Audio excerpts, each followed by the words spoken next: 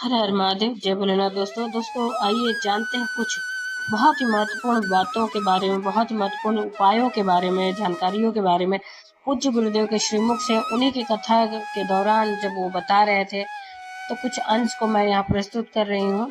तो चलिए सुनते हैं उन्हीं के श्रीमुख से बहुत ही महत्वपूर्ण जानकारी। शंकर पर जल चढ़ाने का जो भाव वर्णित किया जाता है कि हम शंकर को मंदिर में जाकर जल चढ़ाते हैं तो खड़े खड़े चढ़ाएं कि बैठकर चढ़ाएं। बहुत ध्यान देना साहब।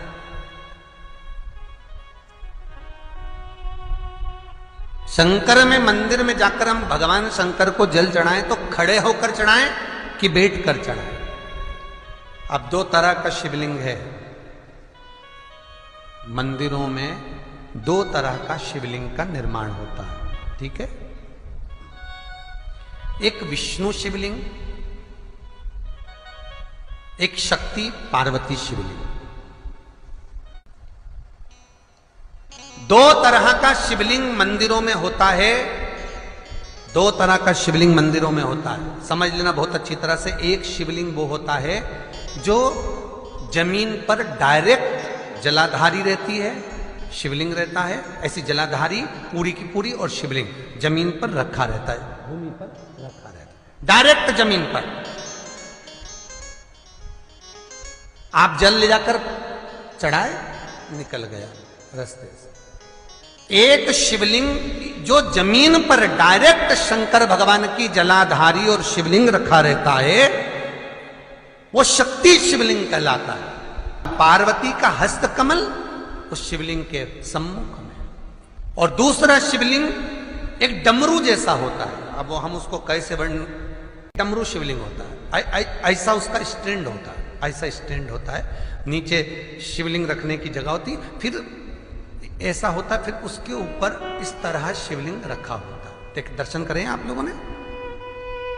अब फिर इसके ऊपर शंकर भगवान का शिवलिंग रखा होता है, ठीक है। इस तरह का जो शिवलिंग होता है, एक डायरेक्ट नीचे रखा हुआ शिवलिंग, और एक भगवान जो नीचे डमरू जैसी आकृति होती है, इस पे जो डमरू जैसा जो भाग बना होता है, ये भगवान विष्णु का हस्तकमल है, और ऊपर का जो भाग है वो भगवान ब्रह्मा का हस्तकमल है। इसको विष्णु शिवलिंग कहते हैं।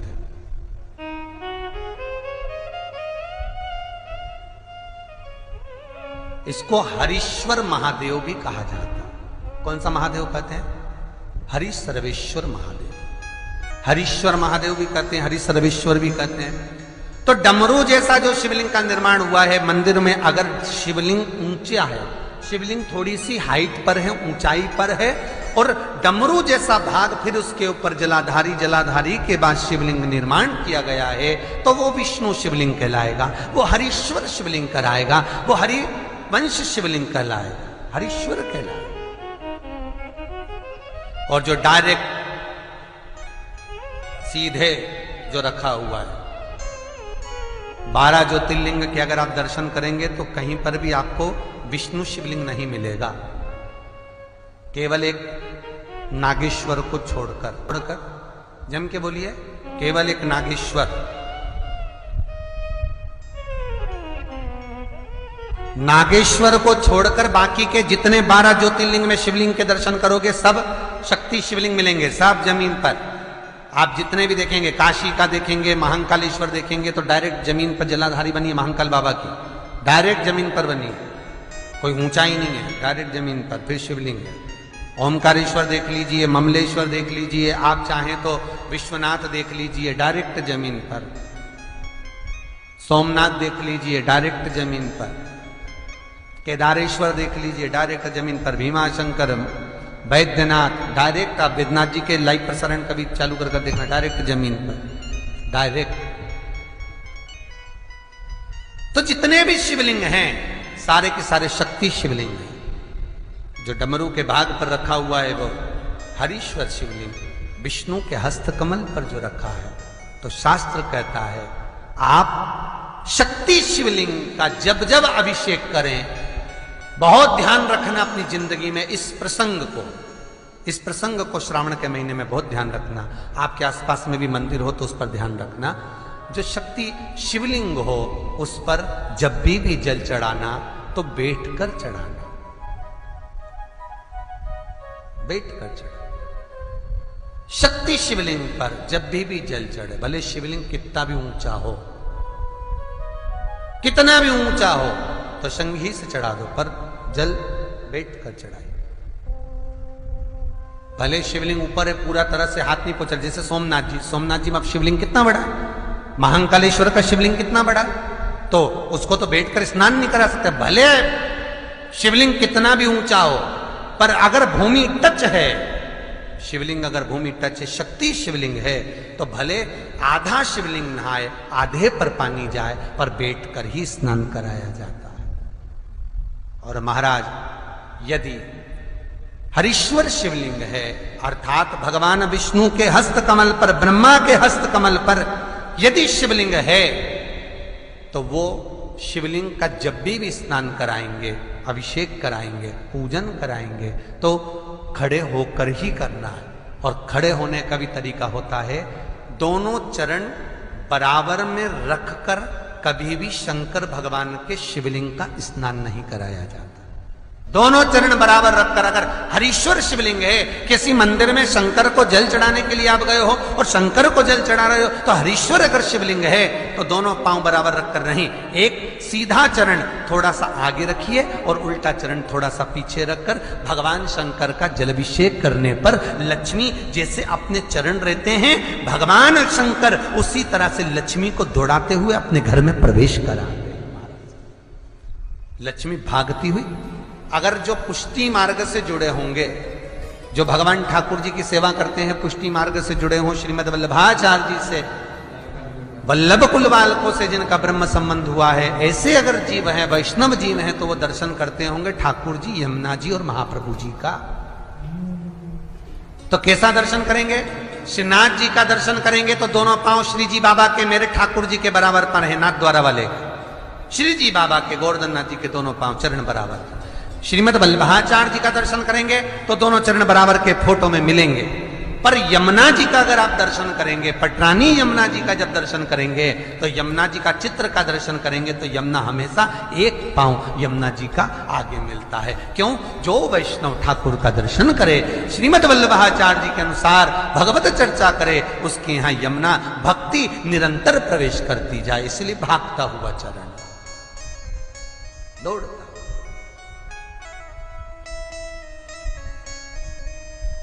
दौड़ता। तो शंकर भगवान का अगर हरीश्वर शिवलिंग है, कहीं शिवलिंग डमरू आकृति पर, अगर ऊंचाई पर है, हरीश्वर है, तो फिर जल खड़े होकर चढ़ाए, चरण आगे पीछे। बहुत ध्यान देना महाराज। हरीश्वर शिवलिंग का वर्णन किया महाराज, बहुत सुंदर बात कही है, बहुत ध्यान से सुनिएगा। शक्ति शिवलिंग के ऊपर जो जलाधारी लगती है, शक्ति शिवलिंग के ऊपर जो जलाधारी लगती है, वो 5 मिनट, 10 मिनट, आधा घंटा रखकर 24 घंटे के लिए हटा सकते हो। शक्ति शिवलिंग के ऊपर जो जलाधारी लगती है, वो 15-20 मिनट रखकर, आधा घंटा रखकर आप हटा सकते हो।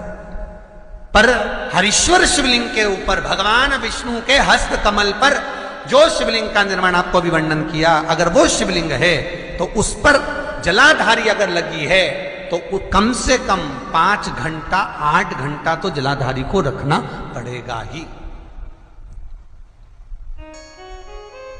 बहुत ध्यान दीजिए महाराज। शंकर जी की प्राण प्रतिष्ठा करते समय, शंकर जी की स्थापना करते समय, शंकर जी को प्राण प्रतिष्ठित करते समय एक एक चीज का ध्यान करना पड़ता है कि हमें कैसा शिवलिंग रखना है, कौन सा शिवलिंग रखना है, कैसे स्थापना करना है, किस भाव का होना चाहिए। शंकर के मंदिर में शंकर जी विराजे हैं, तो गणेश जी, कार्तिकेय और पार्वती की मुद्रा कैसी होना चाहिए, गणेश जी कौन सी सूंड का होना चाहिए।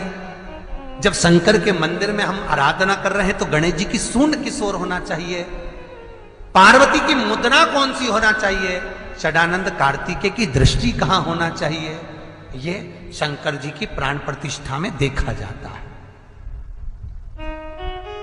केवल मूर्ति वाले ने बाजार में मूर्ति बनाकर बेच दी और तुम गए हमें शंकर जी का परिवार दे दो, हमारे मंदिर है छोटा सा, मैं वहां प्रतिष्ठा करना है। तुम बाजार में गए और शंकर जी का परिवार लेकर आ गए, शंकर जी लिया, कार्तिकेय लिया, पार्वती जी लिया, गणेश जी लिया और स्थापना करवा दी पंडित जी से। और बाद में बोली हमको थोड़ी कष्ट हो रहा है, हमको थोड़ी तकलीफ हो रही है, कहीं ये हम जब से लाए इससे तो नहीं हो रही, कहीं इससे तो नहीं। नहीं, गलती तुम्हारी है। तुम तो बस गई और लेकर आ गई। यहां तक शिव महापुराण की कथा कहती है कि तुम्हारे घर की मूर्ति जितनी पुरानी होती है उतना सुख देती है। आपको पहले भी कथा में कहा, दिया और मूर्त पुरानी होगी चलेगी।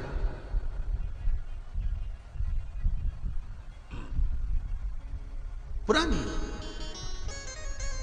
चढ़े हुए जल को जब आप थोड़ा सा लेकर आते हो, आपको बताया था ना कि खाली लोटा नहीं लाना चाहिए, खाली कलश शंकर जी के मंदिर से वापस नहीं लाना। शंकर भगवान को जल चढ़ाया, चढ़ाने के बाद थोड़ा सा जल हाथ में या कटोरी में या कलश में झेल लिया, भले 2 बूंद लाओ पर अपने घर पर लेकर आओ। उस 2 बूंद जल का भी स्पर्श कलश के अंदर हाथ की 3 उंगलियां लगाकर अगर त्रिशूल पर टच कर कर मात्र आपने उस कलश के अंदर लगा दिया और वो जल भी आपने अपने घर पर छोड़ दिया, छीट दिया या उसका आचमन मात्र हो गया, तो व्यक्ति का यश बढ़ना अपने आप प्रारंभ हो जाता है, उसकी यश की प्राप्ति उसको होगी। तो उम्मीद करते हैं जानकारी आपको अच्छी और उपयोगी लगी होगी। अगर अच्छी और उपयोगी लगी तो एक लाइक छोटा सा अवश्य करिए। आप पहली बार मेरे चैनल पे आए तो मेरे चैनल को सब्सक्राइब करिए, बेल नोटिफिकेशन अवश्य दबाइए जिससे आने वाले वीडियो आपको समय से प्राप्त होते हैं। दोस्तों कोई भी प्रश्न या सुझाव कमेंट बॉक्स में लिख सकते हैं। फिर मिलते हैं दोस्तों एक नई जानकारी के साथ नए वीडियो में। तब तक के लिए जय भोलेनाथ, हर हर महादेव, श्री शिवाय नमस्तुभ्यम। धन्यवाद दोस्तों।